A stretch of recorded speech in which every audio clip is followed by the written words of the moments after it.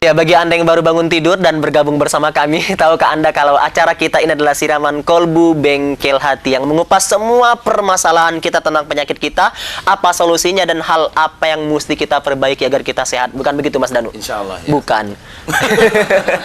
Ya, lanjutkan lagi Mas Danu kasus yang tadi ya. Ini saya akan melanjutkan kasus prostat. Memang saya minta maaf ini yang SMS karena memang sudah terpotong karena saya pernah menangani ada salah satu ustadz di Surabaya itu kanker prostat ceritanya, dan dokter itu sudah ampun-ampun ceritanya. Mirip karena memang saya tadi sudah cerita bahwa sebenarnya yang menolong itu Allah. Jadi obat apapun, kemudian saya minta maaf ya.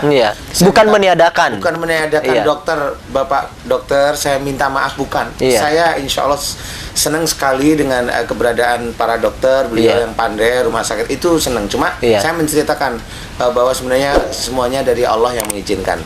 Nah, prostat ini biasanya dimiliki oleh seorang laki-laki atau bapak-bapak yang dulunya pada waktu masa mudanya itu adalah kalau mempunyai keinginan untuk menyenangkan diri sendiri itu kuat, ngotot istilahnya. Biar ngotot lagi Mas Danu. Oh iya. Jadi insya Allah kalau punya keinginan khususnya bagian kesenangan itu ngotot.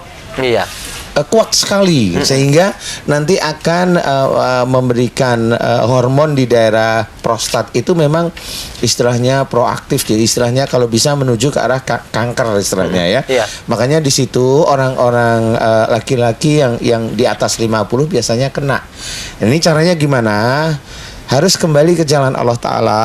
Kemudian yang diinginkan itu apapun mulai sekarang itu jangan ngotot ya, minta tolong yang baik dengan kata-kata yang halus, kemudian belajar untuk memahami orang lain bahwa orang lain itu belum tentu bisa sama seperti kita. Insya Allah dengan sholat sunat tahajud, mohon ampun dengan tulus, mudah-mudahan kalau bisa juga jangan sekali sholat sunat tahajudnya pas sakit aja. Berlanjut lah sebulan, 2 bulan, 3 bulan. Mudah-mudahan dalam waktu singkat Allah akan memberikan kesembuhan. Jangan karena gara-gara pengen sembuh, tahajud ya udah sembuh, balik lagi ke asal ya. Jadi pemirsa, bagi Anda yang punya permasalahan yang berbeda, jangan keras kepala, jangan marah kalau ada perbedaan. Karena makin keras kepala, makin ngotot, maka akan kena kanker prostat. Hati-hati ya. Seperti satu ini kita terima dulu teleponnya. Halo, assalamualaikum warahmatullahi wabarakatuh. Dengan siapa? Di mana, Pak? Halo, dari Iskandar di Depok, Pak. Iya, silakan. Pak Iskandar di Depok. Pak Ustadz. Terima kasih ya atas kesempatannya. Susah kali Mas, alhamdulillah. Susah masuknya ya? Kalau bersabar berpahala, Pak ya. Alhamdulillah. Amin. Sembuh langsung penyakitnya, silakan. Pak Ustadz. Jadi gini, Pak Ustadz. Setelah saya diperiksa di dokter, dikatakan ada katarak. Umur 45, istri 1, anak 2. Jadi kataraknya itu masih kecil katanya. Cuma dia bilang kalau mau bagus dioperasi aja. Nah, saya agak khawatir juga kalau dioperasi prostat. Kira-kira terus di lain pihak di sebelah mata kiri saya itu sekarang ada merah. Kata dokter katanya kayaknya pembuluh darahnya pecah ini harus di merah gitu, katanya harus diobati pada virusnya, jadi mungkin butuh waktu 1-2 minggu.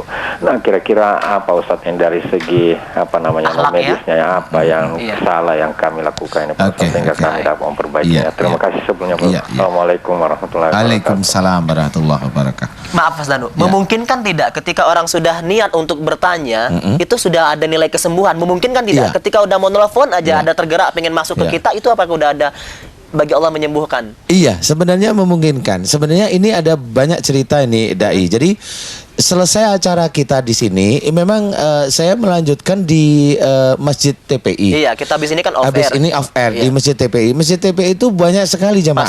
Pasien yang datang, jamaah.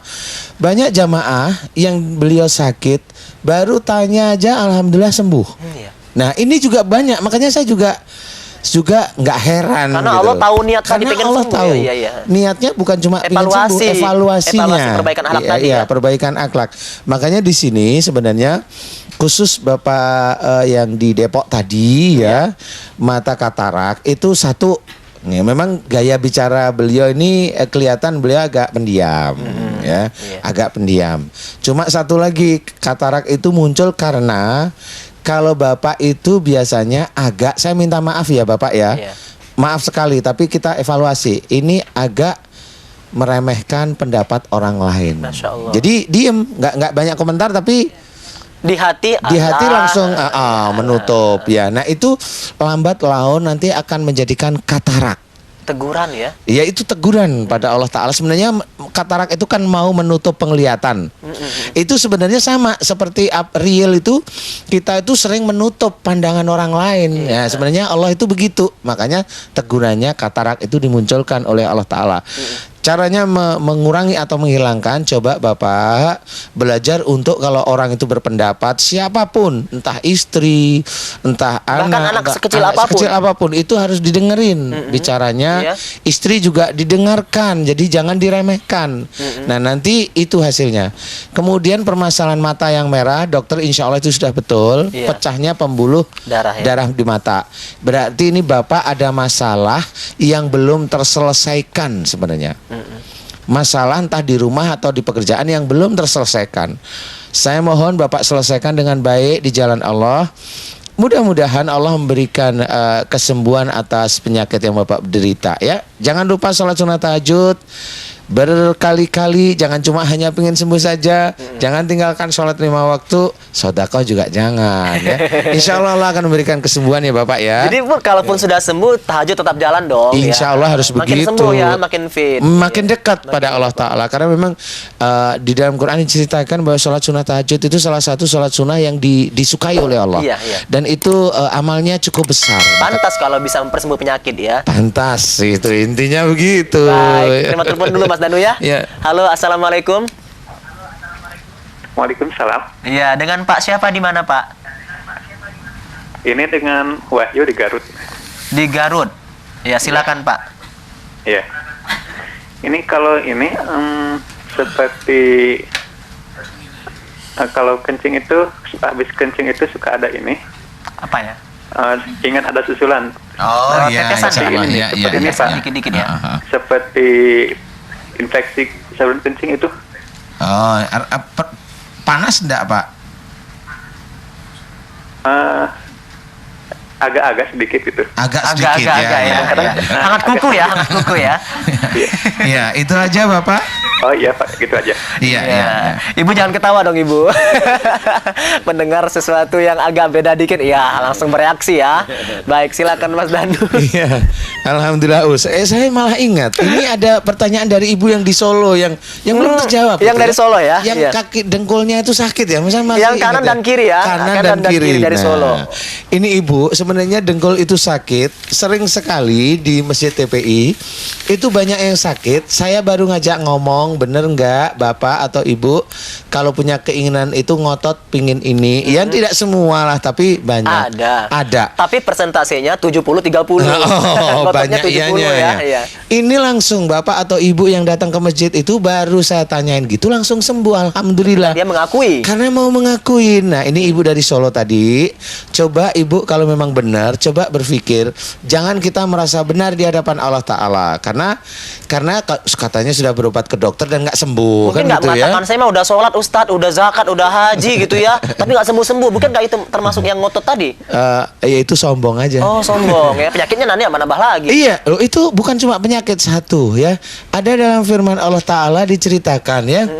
Innal ladina yastakbiruna an ibadah sayadkhuluna jahannam ad-dakhirin. Ceritakan oleh Allah Ta'ala, sesungguhnya jika kamu sombong dalam menyembah kepadaku, kita sombong dalam sholat, kita sombong dalam berzakat, kita sombong dalam sodakoh, kita sombong dalam berpuasa, kita sombong dalam berhaji. Masya Allah. Sayadkhuluna jahannam ad-dakhirin, akan kami masukkan ke dalam neraka dalam keadaan hina. Makanya kita orang Islam tidak boleh ada unsur sombong dalam beribadah apapun juga. Makanya di sini kita tidak boleh, tadi ceritakan Daif Faiz itu, mudah-mudahan kita tidak termasuk sombong. Makanya kalau kita sombong, Allah tetap tersenyum. Kamu baca Qur'annya kurang karena banyak ayat yang belum pernah kita baca. Nah, di sini Ibu tolong berpikir yang baik, sama syaratnya mau mengakuin kepada Allah Ta'ala, kemudian mencoba belajar tidak ngotot lagi, insya Allah itu langsung cepat sembuh, Bu, ya. Itu ya. Amin, mudah-mudahan. Kemudian ada pertanyaan dari Bapak Dari Depok ya. Depok tadi. Garut. Garut ya. Garut. Dodol ya. Ya, dodol Garut. Jadi Bapak yang kalau habis buang air kecil ya, itu masih ada sisa-sisanya. Ini begini Bapak. Bapak punya keadaan di mana dulunya kalau Bapak itu punya persoalan itu jarang sekali diceritakan dengan lugas. Maksudnya tidak dengan marah loh ya. Jarang sharing ya. Tidak musyawarah ya. Tidak musyawarah ya. Mudah-mudahan Bapak memahami, coba dimengerti. Biasanya Bapak tidak jarang sekali sharing itu kepada siapa? Mohon ampun kepada Allah Ta'ala, kemudian mohon kesembuhan dengan sholat sunat tahajud. Mudah-mudahan Allah akan memberikan kesembuhan pada Bapak ya, amin. Baik pemirsa, tidak terasa 1 jam kami bersama Anda. Mari sama-sama kita berdoa kepada Allah Subhanahu wa Ta'ala dengan harapan semua masalah kita diberikan jalan keluar oleh Allah Subhanahu wa Ta'ala. Silakan Mas Danu. Alhamdulillah, mari kita berdoa bersama-sama khususnya untuk kesehatan dan juga bagi ibu-ibu kita yang kita sayangi. Mudah-mudahan Allah menerima doa kita. Amin. Bismillahirrahmanirrahim. Alhamdulillahirabbil alamin. Allahumma sholli ala Muhammad wa ala alihi washabbihi ajmain. Ya Allah ya Aziz ya Ghafar, ampunilah kesalahan-kesalahan dan dosa-dosa yang kami lakukan ya Allah, kepada orang tua kami ya Allah, kepada suami kami, kepada istri kami, kepada anak-anak kami, dan kepada umatmu yang lain ya Allah. Ya Allah ya Aziz ya Ghafar, kami memohon kepadamu ya Allah agar Engkau ampuni kesalahan-kesalahan dan dosa-dosa yang dilakukan oleh ibu kami yang kami sayangi ya Allah, dan juga oleh ayah kami yang kami cintai ya Allah. Ampunilah kesalahan dan dosa-dosa beliau, orang tua kami ya Allah. Jauhkanlah beliau dari azab-Mu yang ada di dunia dan nantinya di akhirat ya Allah. Ya Allah ya Aziz ya Ghafar, kami mohon kepadamu ya Allah, jika salah satu atau dua-dua dari orang tua kami sudah meninggalkan kami, ampuni kesalahan beliau ya Allah, dan tinggalkanlah siksa yang ada di alam kubur-Mu ya Allah. Kami mencoba hanya bisa berdoa kepadamu dan memohon kepadamu ya Allah, dan kami tidak tahu kesolehan kami ya Allah. Kami tidak tahu kesolehan kami di hadapan-Mu ya Allah.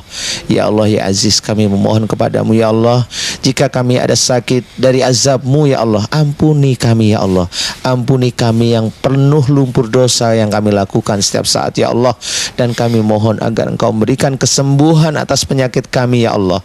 Kepadamulah kami bersandar ya Allah, kepadamulah kami menyembah ya Allah, dan kepadamulah kami meminta pertolongan ya Allah. La ilaha illallah.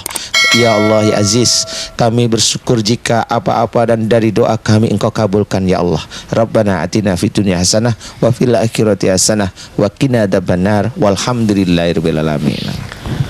Baik pemirsa, khususnya ibunda-ibunda dimanapun Anda berada, untukmu kami ada.